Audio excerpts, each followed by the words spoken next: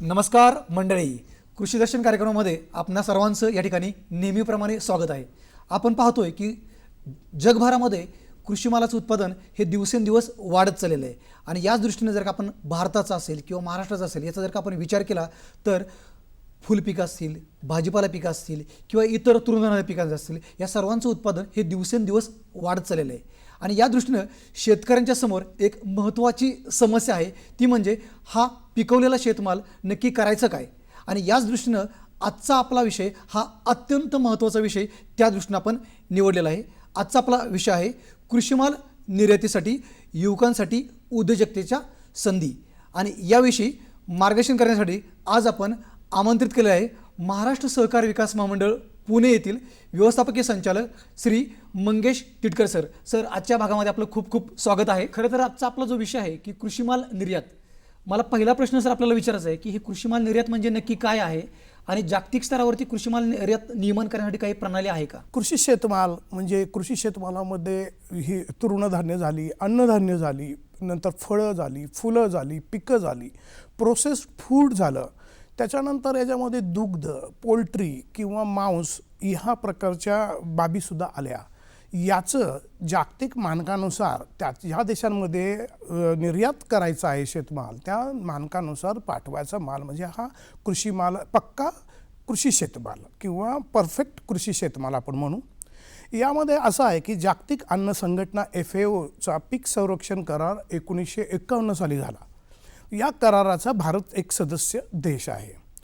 या करारांमुळे एका देशातून दुसऱ्या देशात जाणारा जो शेतमाल आहे, याच्यातील पीक असतील, त्यानंतर त्याच्यावरच्या किडी असतील किंवा रोगराई आहे, हे जाऊ नये आणि एका देशातून दुसऱ्या देशात जाऊ नये म्हणून एक फायटोसॅनिटरी सर्टिफिकेट किंवा त्याचं काही नियमनं केलेली आहेत. याच्यामध्ये आपण फायटोसॅनिटरी सर्टिफिकेट्स करणं, त्याच्यानंतर त्याच्याप्रमाणे त्यांना कीड आणि तिला असं म्हणू आपण की विषमुक्त किंवा रेसिड्यू फ्री किती आहे किंवा ट्रेसेबिलिटी पाहणं, हा त्यातला पार्ट आहे. 1991 साली जागतिक व्यापार करार WTO जो झाला आणि त्याच्यानंतर 1993 साली हा WTOनी केलेला करार अंमलात आणला. त्याच्यानंतर शेतमालाला एका देशातून दुसऱ्या देशामध्ये जाण्यामध्ये प्रचंड संधी आली, ती भारताला सुद्धा आली. आपण जर का आपल्या देशाचा विचार केला तर भारतातून जी काही कृषी माल निर्यात होती, तर याविषयी सर आपण थोडक्यात काय सांगाल? आपला जो निर्यात माल जर बघितला किंवा सगळ्यात जो निर्यात माल पाहिला तर 820 अब्ज अमेरिकन डॉलर इतकी निर्यात आपण 2023-24 या वर्षामध्ये केली. यामध्ये जो कृषी शेतमाल याचा वाटा 51 अब्ज अमेरिकन डॉलर इतका होता. म्हणजे साधारण भारतीय रुपयामध्ये म्हणला तर 4 लाख कोटी रुपये इतका शेतमाल त्या वर्षामध्ये आपण निर्यात केला. या शेतमालाचं प्रमाण एकूण निर्यातीच्या 6.3% इतकं त्या वर्षात होतं. यापैकी 13% वाटा महाराष्ट्राचा आहे.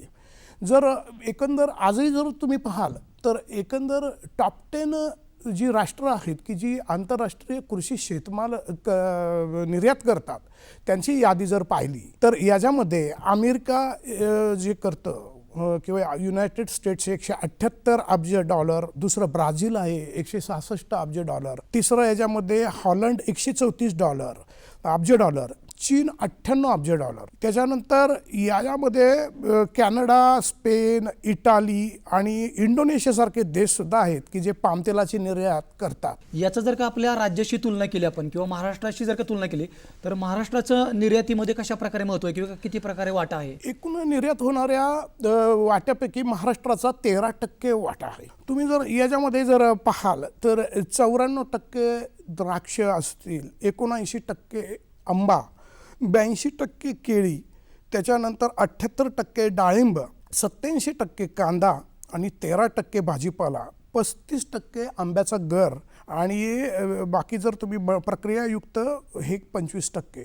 इतका देशाच्या शेतमालामध्ये महाराष्ट्राच्या शेतमालाचा वाटा आहे. साधं द्राक्ष जर तुम्ही त्याच्यामध्ये बघितलं तर महाराष्ट्रातून 2.24 लाख मेट्रिक टन द्राक्ष, म्हणजे एकूण देशातल्या निर्यात होणाऱ्या द्राक्षांपैकी 94% द्राक्ष आपण निर्यात केलेली आहे आणि त्याची किंमत साधारण बघितली तर 3,394 कोटी रुपये इतक्या किमतीची द्राक्ष आपण एका वर्षात निर्यात केलेली आहे. त्याच्यामध्ये तुम्हाला किती संधी असू शकते. एक फळ पीक निर्यात करताना जो राज्याला त्या वर्षात मिळालेला वाटा जर बघितला तर तुम्हाला संधीची कल्पना येईल.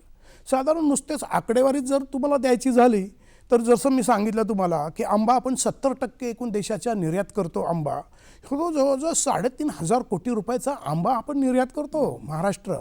त्याच्यानंतर केळी पाहिली 82% केळी आपण निर्यात करतो म्हणतोय, तर ह्याच्यामध्ये जवळजवळ 2,070 कोटी रुपयाची केळी आपण निर्यात करतो. त्याच्यानंतर डाळिंब झालं, संत्रा झालं, 78%, 82% असे जवळजवळ 406 कोटी 150 कोटीची अशी डाळिंब करतो. हे आकडेवारी सांगण्याचं कारण असं आहे की एवढ्या आकड्यानंतर की आपण त्या वर्षी आपल्या नुसतेच तरुण उद्योजकांनाच नाही आहे तर प्रत्येकाला स्कोप किती असू शकतो याची कल्पना तुम्हाला येईल. आता हे सर्व करत असताना आपण बघतो की महाराष्ट्रामधील हे जे काही युवक आहेत या युवकांना या कृषीमाल क्षेत्रामध्ये नक्की कोणकोणती पिकं किंवा काही कमोडिटी आहेत का की ज्याच्यामध्ये हे युवक चांगल्या प्रकारे कृषीमाल निर्यातीच्या संधी शोधू शकतात. फुलांमध्ये गुलाब एक चांगला निर्यातीचा विषय आहे. त्याच्यानंतर आंबागरमध्ये देखील आपण चांगल्या पद्धतीने जातो आहे. 27 जो टोटल ह्याच्यामध्ये आंबा पल्प्स देखील आपण जास्त निर्यात करतो आहे. 27% आहे मात्र एकूण या देशातल्या निर्यातीपैकी. आणि कांदा 87% आपण निर्यात करतो आहे. जवळजवळ 3,261 कोटी रुपयाचा कांदा आपण निर्यात केलेला आहे महाराष्ट्राने आणि भारताने 3,923 कोटीचा कांदा त्या वर्षात निर्यात केला आहे मागच्या वर्षीमध्ये. त्याच्याशिवाय जर तुम्ही पाहिलं तर या प्रक्रिया फळे फुले हा देखील पार्ट त्याच्यामध्ये आहे. तर ह्या प्रत्येक पिकामध्ये ज्या देशामध्ये आपल्याला शेतमाल निर्यात करायचा आहे त्या देशाची मानकं त्या पिकांविषयी काय आहेत याचा अवेअरनेस करणं अत्यंत महत्त्वाचं आहे. तो अवेअरनेस केल्यानंतर कुठल्या जातीची ती फळं त्यांना अपेक्षित आहेत किंवा त्या पद्धतीने आपण त्याची लागवड करायला शेतकऱ्यांना प्रोत्साहन देणं, त्याच्याप्रमाणे पोस्ट हार्वेस्ट लॉसेस कमी करण्यासाठी आवश्यक ते तंत्रज्ञान त्यांना देणं, योग्य वेळेला त्याची तोडणी करणं, चांगल्या पद्धतीने त्याचं लॉजिस्टिक म्हणजे काढणी पश्चात जे लॉसेस भारतात खूप मोठा ह्याचा प्रमाण आहे. तर हे लॉसेस कमी करण्यासाठी शेतापासून ते कोल्ड स्टोरेजपर्यंत आणि कोल्ड स्टोरेजपासून जे निर्यात करायचं तुमचं बंदरं असेल, रेल्वे असेल, हब असेल किंवा हवाई असेल तर तिथपर्यंतचं जे हे आहे याच्यात देखील आपल्याला काम करता येतं. अशा संधी तुम्हाला शोधता येतात. त्याच्याशिवाय पॅकिंग झालं, ब्रँडिंग झालं, त्याच्यानंतर योग्य तापमानाला कोल्ड स्टोरेजमध्ये ठेवणं झालं किंवा ह्याच्यानंतर योग्य निर्यातदार शोधणं झालं, ह्या सगळ्या गोष्टी देखील त्याच्यामध्ये.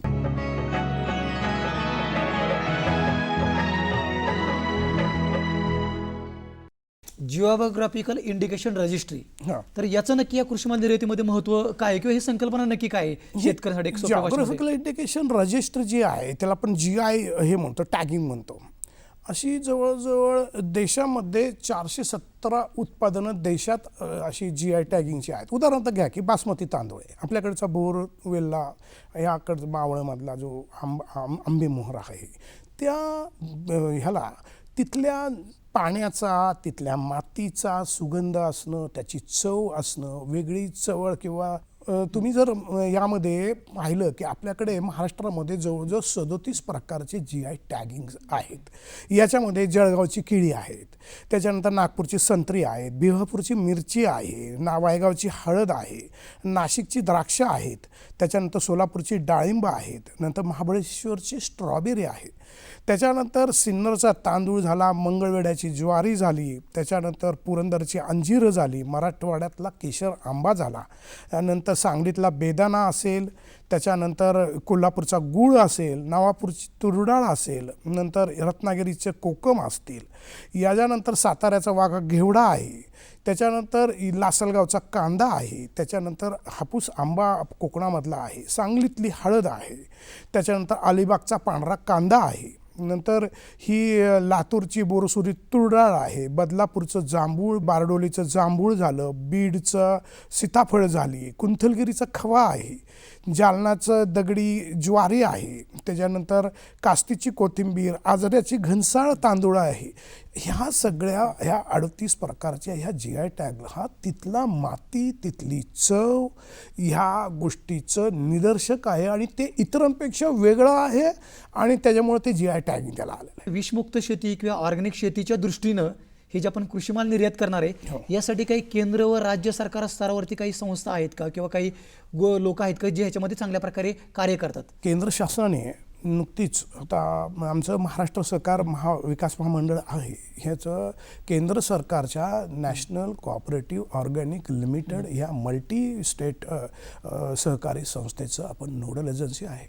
कन्सेप्ट अशी आहे की फार्मर प्रोड्युसिंग कंपन्या असतील, ऑर्गनायझेशन्स असतील, ते पॅक्स असतील, किप्रास म्हणजे ग्रामीण पातळीवरच्या कृषी प्रायमरी कृषी सहकारी संस्था यांनी उत्पादित केलेला कृषी शेतमाल हा भारतीय ब्रँड त्याला तयार करणं, त्याच्यानंतर त्याला योग्य ते लेबलिंग भारत ब्रँड म्हणून करणं, त्याच्यानंतर त्याचे पॅकिंग व्यवस्थित करून डोमेस्टिक लेवलवर आणि आंतरराष्ट्रीय स्तरावर त्याची निर्यात करणं आणि भारताचा नाव उंचावण्याशिवाय शेतकऱ्यांना 4 पैसे अतिरिक्त देणं ही संकल्पना केंद्र शासनाची आहे.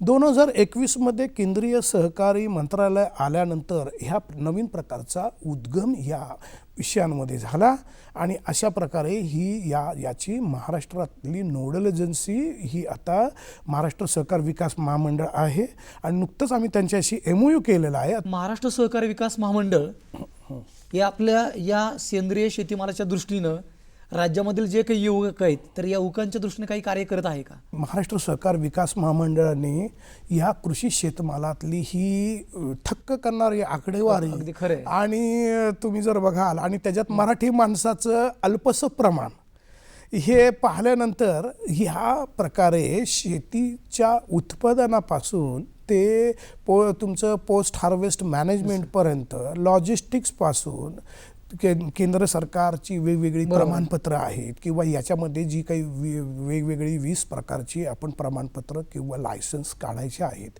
ही सर्वसामान्य आमच्या शेतकरी बांधवांना, माझ्या मराठी उद्योजक होणाऱ्या एंटरप्रिनर आहेत नवीन, त्यांना माहिती व्हावं. एका छत्राखाली एका छत्राखाली या सगळ्या सुविधा मिळाव्यात की भाऊ लायसन्स काय आहेत.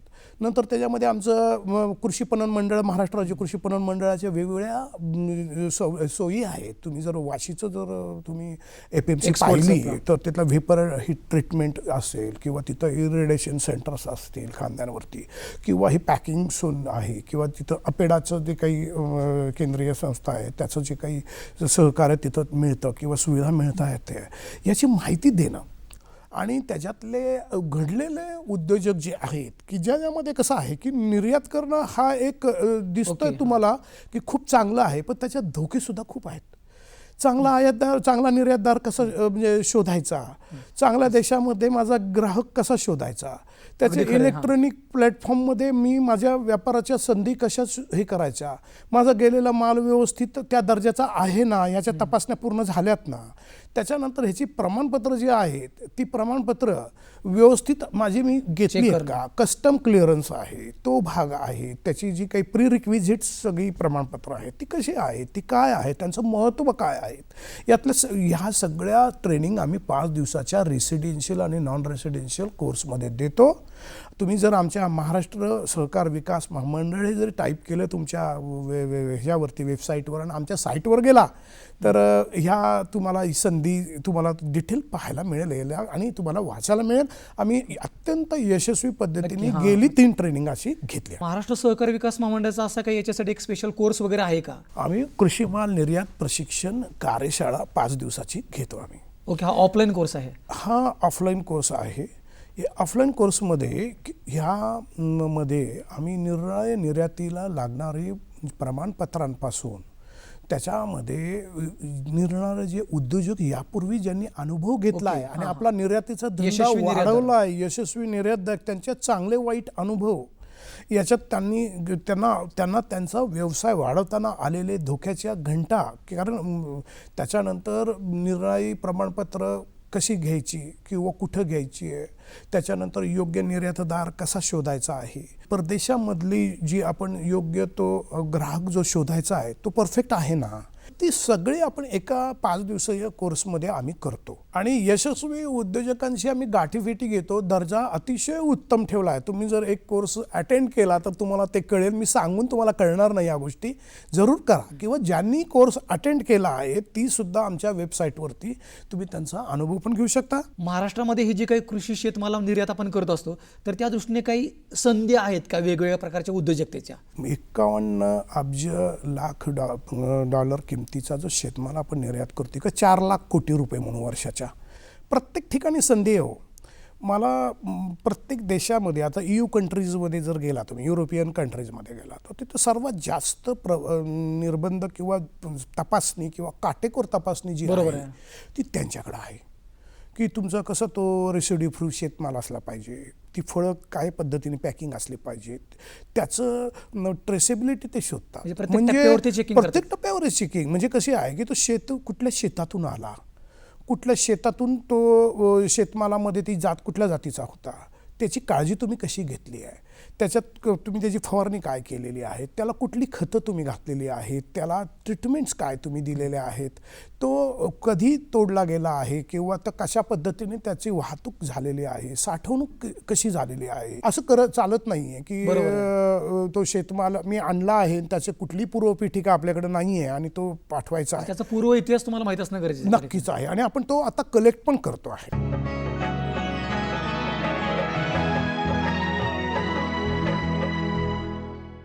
कृषी शेतमाल निर्यात करण्यासाठी काही केंद्र सरकारच्या आपण बघतो की काही संस्था आहेत, जसं की त्याच्यामध्ये एक अपेडा नावाची एक संस्था आहे. तर या अपेडा संस्थेची या कृषी माल निर्यातीच्या दृष्टीने नक्की कार्यप्रणाली काय आहे? अपेडा ही agriculture process food products export development authority APEDA आहे. ही केंद्रीय कृषी मंत्रालयाच्या अधीन ही असली एक ही स्टॅच्युटरी बॉडी आहे. ह्याच्यामध्ये त्याला आपण असं म्हणूया की अन्न हे कृषी प्रक्रिया केलेलं अन्न आहे, त्याच्यानंतर उत्पादन निर्यात विकास प्राधिकरण आहे. ह्या प्राधिकरणाचं वाणिज्य उद्योग मंत्रालयाच्या अधीनस्थ हे प्राधिकरण आहे. ह्या प्राधिकरण 1986 पासून स्थापन झालं. तर याच्यामध्ये प्रोत्साहनात्मक, उदाहरणार्थ ऑर्गॅनिक शेतमाला जो प्रोत्साहन पाठवायचा आहे, तर NPOP ही केंद्राची योजना आहे, त्याची अंमलबजावणी त्यांच्याकडून होते. त्याच्यानंतर ताज्या भाज्या फळे, त्याच्यानंतर निर्यातक्षम तुमची चालना. तर मागं 2023 हे मिलेट वर्ष झालं. तर तृणधान्य आपलं जे काही पारंपरिक फूड आहे त्याचा प्रचार करणं, प्रसार करणं, त्याच्या उत्पादकांना प्रोत्साहन देणं, निर्यातीच्या संधी शोधणं, ह्या सगळ्या गोष्टी नंतर GI टॅगिंग करणं हे या अपेडा संस्थेचं काम आहे. त्याच्यामध्ये पारंपरिक अन्नधान्य, तृणधान्य, फळं, भाजीपाला याच्यात वेगळेपण काय आहे का, अशा उद्योजकांना ते प्रोत्साहन देतात. त्यांच्या अंतर्गत योजना आहे. तुम्ही जरूर अपेडाच्या वेबसाईटला जा आणि या निर्णय योजनांची माहिती घ्या. तर त्याच्यामध्ये व्होकल फॉर लोकल या जी काही आणि आत्मनिर्भर भारताच्या ज्या काही संकल्पना आता केंद्राच्या ज्या आहेत ना, त्याला अनुसरून अपेडा काम करतं.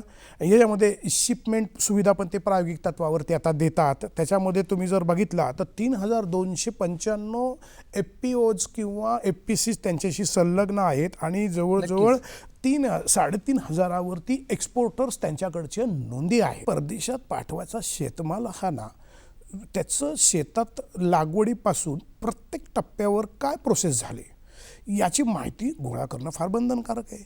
अपेडा संस्थेकडून ह्याच्यामध्ये काय झालेलं आहे, एक हार्टिनेट म्हणून एक आपण तंत्रज्ञान किंवा एक तांत्रिक आपण एक प्लॅटफॉर्म तयार केलेला आहे. वेबसाईट आहे ते अपेडाची.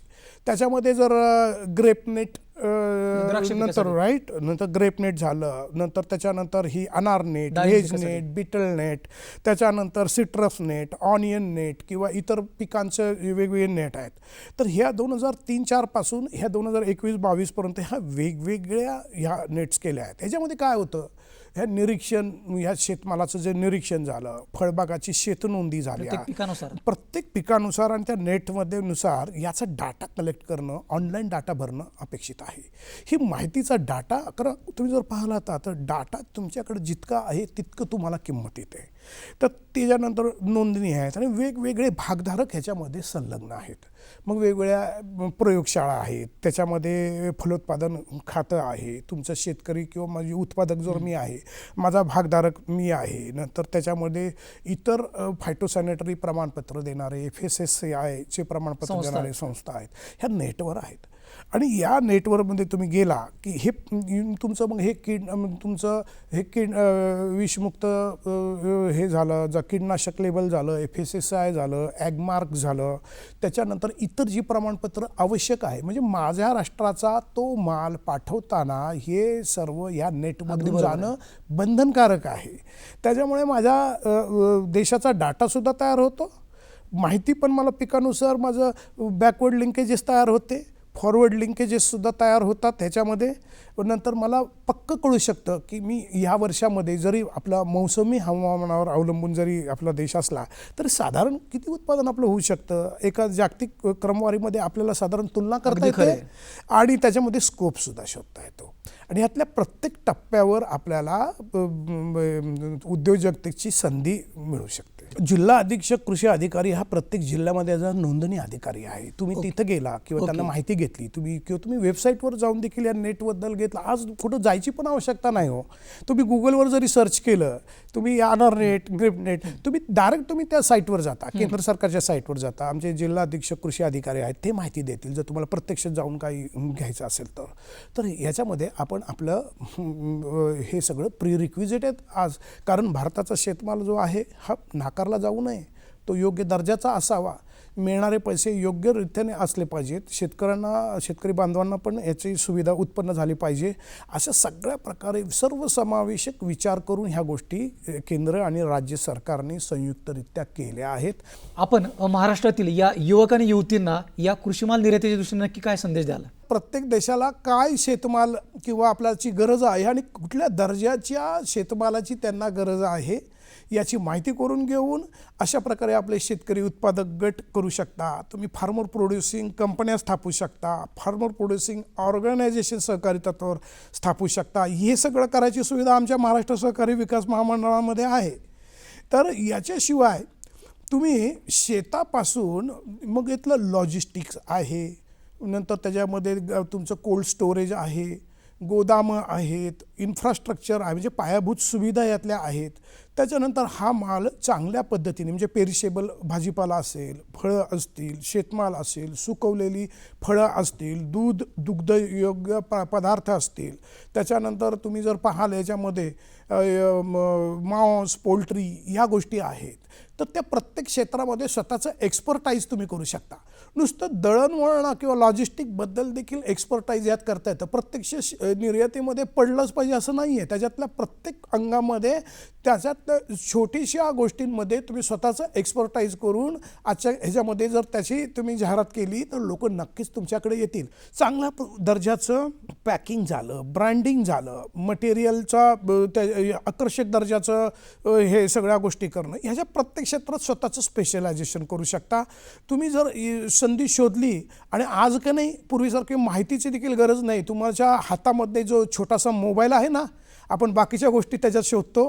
तुम्ही ह्या बाबतीमध्ये एक एक गोष्टी जर शोधायला गेला तर तुमच्या हातामध्ये सगळं काही आहे. मी आज तुम्हाला अपेडा सांगितलं, आज आमचं महाराष्ट्र सहकार विकास महामंडळ सांगितलं, तुमचं DMI सांगितलं की director of marketing and inspection, कृषी मंत्रालयाच्या तुम्ही जर वेबसाईट बघितल्या केंद्राच्या, राज्याच्या, यामध्ये तुम्हाला सगळी माहिती मिळू शकते आणि तुम्ही यातल्या छोट्या छोट्या गोष्टीमध्ये एक्सपर्टाईज होऊन सततचा पारंपरिक धंदे करण्यापेक्षा एक वेगळा मार्ग चोखळू शकाल आणि स्वतःचं एक आयडेंटिटी ओळख निर्माण करू शकाल. मला वाटतं की आजच्या या संभाषणानंतर आपला हा जो मराठी कृषी उद्योजक किंवा या गोष्टीकडे जाणारा जो आमचा तरुण मित्रवर्ग आहे हा आणखीन प्रेरित होईल. आपण बघतोय की राज्यभरामध्ये कृषी मालाचं उत्पादन हे दिवसेंदिवस वाढत चाललेलं आहे आणि जर का आपल्याला हे उत्पादनाला चांगल्या स्तरावरती आर्थिक उत्पन्न किंवा चांगले पैसे मिळवायचे असेल तर कृषी माल निर्यात हा एक उत्तम पर्याय आहे. याविषयी आपण अतिशय विस्तृतरित्या माहिती सांगितली. आपण या कार्यक्रमामध्ये आलात, आमच्या शेतकरी बंधू भगिनींना मार्गदर्शन केलं, त्याबद्दल खूप खूप धन्यवाद आणि आपल्या पुढील वाटचालीसाठी खूप खूप शुभेच्छा सर. धन्यवाद.